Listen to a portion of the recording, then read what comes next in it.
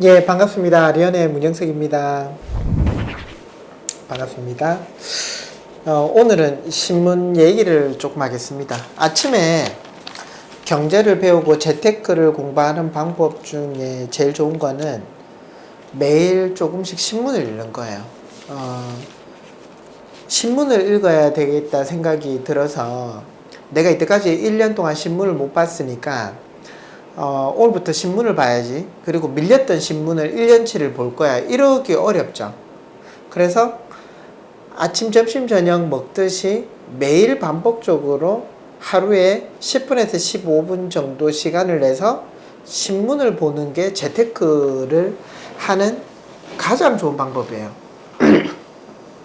저는 신문을 잘 모르겠는데요. 그래도 보시면 돼요. 보다 보면 요령이 생기거든요. 제일 큰 제목 위주로 읽으시면 되고요. 우리가 인터넷으로 핸드폰으로 신문을 보시면 글자나 네이버나 검색 엔진에서 띄우고 싶은 거 위주로 우리가 클릭을 하도록 되어 있어요. 그러다 보면 경제를 이렇게 큰 퍼즐을 이렇게 그리는 것처럼 맞추는 것처럼 그게 잘 안 되더라고요.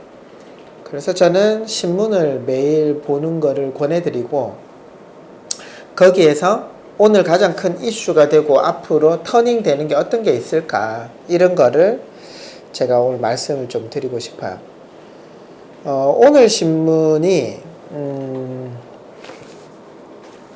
내용적으로 보면 8월 16일 금요일입니다. 미국으로부터 번진 R의 공포. R이 이제 경기 침체라는 뜻인데 세계 금융시장 요동이라고 다우가 3% 올 최대 급락했다라는 거예요. 신문을 잠깐 한번 보여드릴까요? 요런 게 일면에 이렇게 났어요. 사실 우리가 신문을 만든다라고 봐도 가장 중요한 내용들을 제일 먼저 타이틀로 쓸 거잖아요. 그죠? 금리라는 건 이런 것 같아요. 돈이죠, 돈. 금리를 올린다라는 건 경제가 좋다라는 거예요. 시중에 돈이 넘쳐나니까 국가에서는 시중에 넘쳐나는 돈을 걷어들이겠다. 이 뜻이고, 시중에 금리가 싸면 대출을 많이 내서 집도 사고 차도 사고 소비도 하죠. 그래서 시중에 돈이 많아지면 물가가 올라가더라는 거예요. 요게 이제 얼마 전에도 저희가 금리를 계속 인하해서 대출 금리가 2.6, 2.7을 했던 게 2, 3년 전이었어요, 사실. 최근에 미국이 금리를 올렸죠. 그러니까 우리나라도 금리를 따라 올렸죠. 근데 금리를 올리다 보니까 경기가 좋을 줄 알고 시중에 있는 돈을 걷어들인 거예요. 그래서 금리를 미국에서 올렸는데 올리다 보니까 경기가 좋을 줄 알았는데 안 좋은 거예요.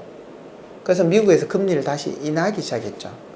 우리나라도 금리를 올리다가 인하하기 시작했어요.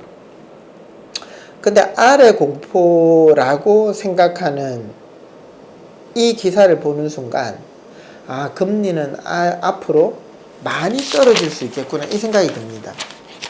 금리가 많이 떨어진다는 건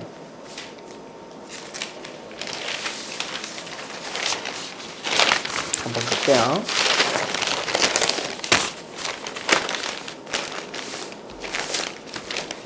미국이 2013, 14, 15 이럴 때 금리가 거의 0이었어요. 근데 2016년도부터 금리를 조금씩 올리더니 2%대까지 금리를 올린 거예요. 한번 보여드릴까요? 금리가 거의 0%였다가 금리를 조금씩 올려서 2%대까지 올렸어요. 근데 결국은 미국 경제가 안 좋아질 거라 생각하니까 금리를 떨어뜨려야 된다. 이제 이게 이유죠. 금리를 떨어뜨리는데 왜 난리냐? 금리를 떨어뜨린다는 건 경제가 그만큼 안 좋다라는 신호죠. 지금 미국이 2%대인데 지금 한국은행 금리가 1.5 지금 한국은행 금리가 1.05예요. 그죠? 그래서 1.5 정도로 1.75까지 올렸다가 미국이 내리니까 저희도 내렸어요. 근데 이제 미국이 더 내리면 우리나라도 더 내리겠죠. 뭐 1.5에서 1%? 그럼 대출이자는 더 떨어지겠죠. 그러면 금리가 떨어진다라는 건 시중에 돈이 많아진다라는 거죠. 시중에 돈이 많아지면 어떻게 되냐? 인플레이션 현상이 일어나더라고요. 얼마 전에도 그걸 느꼈거든요. 우리가 부동산 가격이 오른다, 인건비가 오른다, 이런 거는 전부 다 물가 상승이거든요. 가격이 갑자기 오르는 거예요. 돈의 가치가 떨어지다 보니까. 그래서 저는 오늘 아래 공포는 당분간은 부동산 안 사도 되겠구나. 일시적인 충격은 있을 것 같다. 근데 금리가 싸면 사람들은 어떻게 하느냐? 금리가 싸니까 대출이자가 싸져서 은행에 돈을 가지고 있거나 돈을 가지고 있지 않고 물건을 사요. 그게 뭐냐? 부동산. 그게 뭐냐? 금. 그게 뭐냐? 달러야. 그래서 앞으로는 실물 중에 세 가지가 더 오를 수 있겠다. 여기는 이제 금리로 이제 예상해 보는 거예요. 앞으로 부동산 가격이, 대구는 물론 많이 올랐습니다. 근데 저희가 이제, 꼭 대구만 안 보셨으면 좋겠어요. 꼭 대구만은 안 보셨으면 좋겠다. 금리가 떨어지면 인플레이션 현상이 일어나기 때문에 결국은 시멘트 가격, 인건비, 원자재 가격 이런 게 오를 거야. 근데 또 하나가 있어요. 수요 공급의 법칙. 경기가 안 좋아서 집을 안 지으면 물건값이 오르려고 하다가 떨어질 수도 있어. 복잡한데 이런 경기 침체가 일어난다는 이런 신문을 보고는 당분간은 투자를 스톱한다. 첫 번째. 두 번째는 돈이 어느 정도 불고 충격이 어느 정도 완화되고 나면 안정세가 되면 사람들은 금리가 싸졌네. 그러면 대출이자가 얼마 안 하니까 나 차 살까? 나 대출이자가 얼마 안 하니까 나 집 살까? 이렇게 안정세가 되고 나면 나도 모르는 사이에 내 머릿속은 이렇게 되는 거죠. 경기가 앞으로 안 좋아진대. 충격이 왔대. 공포가 왔대. 이것만 기억하는 거야. 어느 정도 안정이 되고 나면 결국은 돈을, 물건을 사야 되더라는 거예요. 부동산, 차는 아니죠. 차는 소비니까. 부동산, 금, 달러 요런 걸로 가지고 계셔야 돼요. 은행 예금 요런 게 이제 가장 좀 돈이 안정적이긴 하지만 늘어나지 않더라는 거예요. 그래서 그런 내용들이 신문에 나와 있는데, 오늘 글로벌 시장 아래 공포라고 하면 아마 지금부터 해서 한 달 동안은 계속 반복적으로 이런 내용들이 나와요. 그러면은 우리가 만약에 펀드를 가지고 있어요.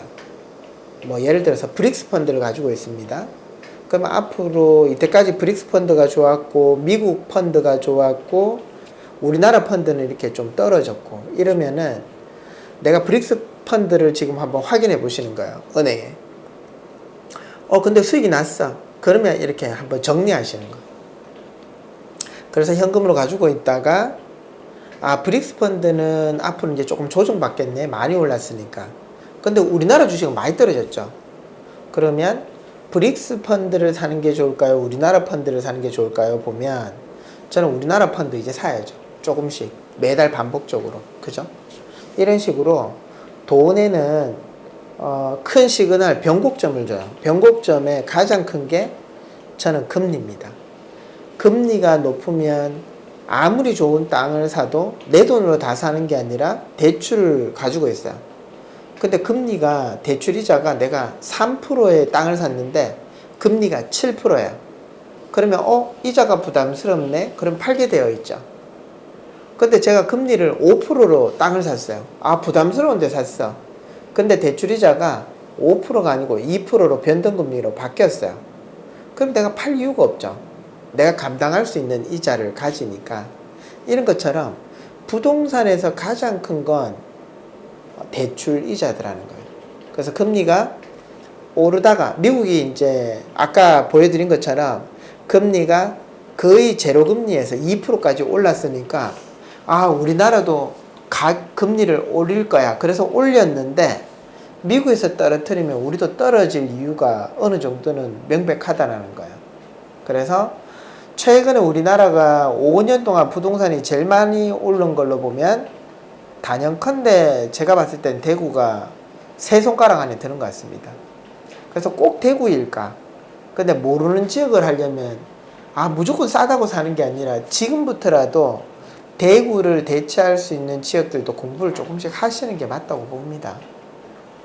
그래서 급하게 서두르지 마시고 시간차를 두시고 공부하시면서 어디가 쌀까? 앞으로 어디가 비싸질까를 보시면 투자하는 데 도움이 될 것 같습니다. 오늘은 금리에 대한 얘기 드렸고요. 신문을 보시면서 저는 아래 공포에 대해서는 이 기사들을 좀 꼼꼼하게 볼 것 같습니다.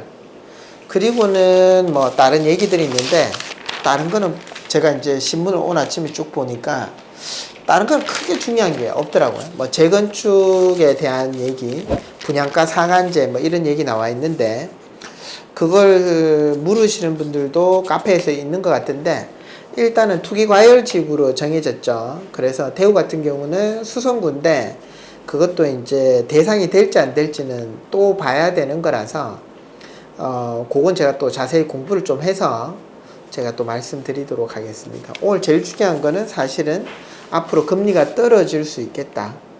요걸로 해서 떨어지면 우리가 진짜 좋을까 안 좋을까? 예금이 많은 사람이 10억이 있어요. 은행 금리가 떨어진대. 그러면 안 좋겠죠. 근데 우리가 대출이 2억이 있어요. 금리가 떨어진대요. 그러면 부동산을 가지고 있는 분들은 오히려 좋겠죠. 그죠? 그래서 이제 이런 부분들로 떨어지는 게 진짜 좋을까? 내한테 진짜 나쁠까? 이런 것도 한번 생각해 보시면서 매일 신문을 막 이거를 글자가 너무 작잖아요. 작은데 이거를 내가 한 2시간 동안 정독해서 볼 거야. 이러실 필요는 없는 것 같아요. 그러면 지쳐서 신문을 못 보세요. 그냥 신문은 큰 글씨 위주로 내가 눈 가는 대로 내가 관심 있는 분야만 이렇게 해서 신문 보는 시간은 한 10분에서 15분 정도 투자하시면 될 것 같아요. 큰 제목 위주로 읽다가 내가 관심 가는 제목은 조금 더 디테일하게 본다. 이렇게 해서 매일 읽는 10분씩 신문 보는 연습을 하시면 재테크 하시는데 가장 큰 도움이 되는 거는 신문인 것 같습니다. 오늘 그런 얘기 드리면 좋을 것 같아서 짧게 한번 찍어봤습니다. 오늘 여기까지 하겠습니다. 수고하셨습니다.